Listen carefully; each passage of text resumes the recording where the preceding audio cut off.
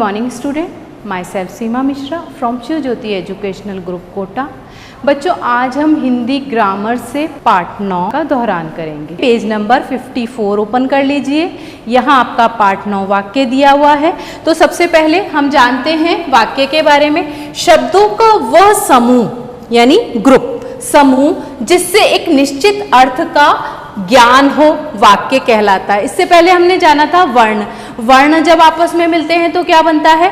शब्द। और शब्द जब आपस में मिलते हैं तो क्या बनता है? वाक्य। यानी कि एक समूह जब होता है इकट्ठा या ग्रुप बनता है तो वो समूह क्या एक निश्चित अर्थ जिसका भी एक अर्थ होना चाहिए। हमने कोई भी शब्द कहीं रखकर हम वाक्य नहीं बना सकते। तो जहां हम निश्चित अर्थ बताते हैं और एक क्रम बताते हैं वह क्या कहलाता है? वाक्य कहलाता है। दूसरी बात, वाक्य में हमें कर्ता और क्रिया का होना आवश्यक होता है। और कर्ता कर्म क्रिया, तो यहां ये क्रम होता है वाक्य के अंदर जिसमें कर्ता कर्म और क्रिया होना आवश्यक है। जैसे हम लेते हैं माली। माली क्या है? यहां हमने कर्ता के नीचे लिखा है तो ये हमारा कर्ता। माली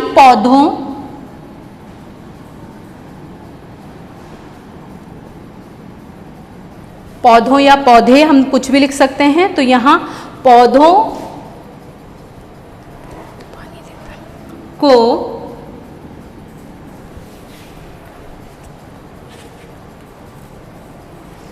पानी देता है।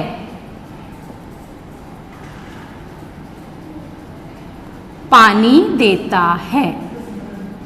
तो यहां कर्ता दिया, कर्म क्या है आपका? पौधों को पानी देता है क्रिया। तो यहां ये क्रम दिया गया है। ठीक है, मतलब कर्ता जो काम कर रहा है, कर्म क्या है उसका? पौधों को, और क्रिया क्या है? पानी देता है। तो इस प्रकार से क्रम होता है। अब आ जाते हैं बच्चों हम वाक्य के भेद पर। वाक्य के यहाँ 3 भेद दिए गए हैं। सबसे पहले वाक्य दिया गया है हमारा सरल वाक्य, और दूसरे नंबर पे दिया गया है प्रश्नवाचक वाक्य, और नंबर 3 पे दिया गया है निषेधात्मक वाक्य। अब सबसे पहले हम सरल वाक्य देखेंगे। सरल वाक्य यानी सामान्य रूप से कहे या लिखे गए वाक्य को हम सरल वाक्य कहते हैं। उसी प्रकार प्रश्नवाचक वाक्य। प्रश्नवाचक वाक्य तो आप सबको समझ में आता है, जिन शब्दों के द्वारा या जहां हम कुछ जानने के लिए प्रश्न पूछते हैं या प्रश्न करते हैं वह प्रश्नवाचक वाक्य कहलाता है। और तीसरे नंबर पे है हमारा निषेधात्मक वाक्य, जिन वाक्यों में नहीं का अर्थ निकलता। यानी कि हम अगर सरल शब्दों में कहें तो जहां हमें नहीं शब्द दिया गया है वह वाक्य निषेधात्मक वाक्य कहलाता है। तो सबसे पहले यहां हमें वाक्य के भेद बताने हैं। तो वाक्य के कितने भेद हो गए? 3। ठीक है, सबसे पहले हम ले लेते हैं सरल वाक्य। जैसा कि इसके नाम से ही पता चल रहा है कि जो वाक्य बिल्कुल साधारण होगा सरल वाक्य कहलाएगा। जैसे हम ले लेते हैं बच्चे खेल रहे हैं। ये क्या है? ये एक साधारण वाक्य है। बच्चे खेल रहे हैं, ये हमारा साधारण वाक्य दिया गया है। उसी प्रकार हम दूसरे नंबर पे लेंगे।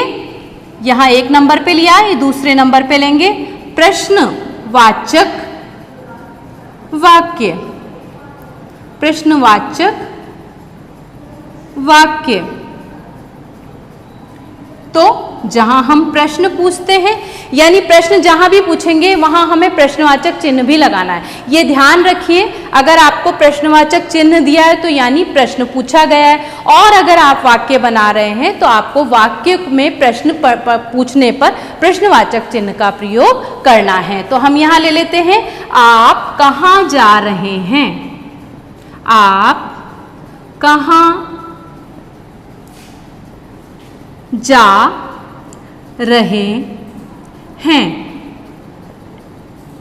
यहाँ मैं प्रश्नवाचक चिन्ह का प्रयोग कर रही हूँ, यानी कि ये प्रश्नवाचक वाक्य है। अब ले लेते हैं नंबर 3 पे आ रहा है आपका निषेधात्मक वाक्य। निषेधात्मक वाक्य, यहां मैंने अभी आपको बताया है, अगर हम इसको सरल शब्दों में याद रखें तो हम ये कह सकते हैं कि यहाँ हम नहीं शब्द का प्रयोग करते हैं। जैसे वह घर नहीं गया, तो यहां निषेधात्मक वाक्य में हमने सिर्फ क्या ढूंढा? नहीं ढूंढा। यहां हमने क्या देखा? सबसे पहले हमने देखा कि यहां कहां शब्द है और प्रश्नवाचक चिन्ह है। इसके द्वारा आप बता सकते हैं कि ये कौन सा वाक्य है, प्रश्नवाचक वाक्य है। और निषेधात्मक वाक्य के अंदर हम नहीं ढूंढकर ये बता सकते हैं कि ये निषेधात्मक वाक्य है। तो इस प्रकार से इस पाठ में आपको क्या ध्यान रखना है कि वाक्य के हमें 3 भेद दिए गए हैं। तीनों भेद में आपका सरल वाक्य यानी कि जो साधारण वाक्य होता है, तो सरल वाक्य बच्चे खेल रहे हैं, प्रश्नवाचक वाक्य यहाँ प्रश्न पूछा गया है और प्रश्नवाचक चिन्ह भी लगाया गया है। विशेष रूप से ध्यान रखना है आपको कि आप यहाँ प्रश्नवाचक चिन्ह को देखकर भी ये बता सकते हैं कि प्रश्नवाचक वाक्य कौन सा है। निषेधात्मक मैंने आपको सरल तरीके से बता दिया, जहाँ हम नहीं शब्द का प्रयोग करते हैं वह वाक्य निषेधात्मक वाक्य कहलाता है। धन्यवाद।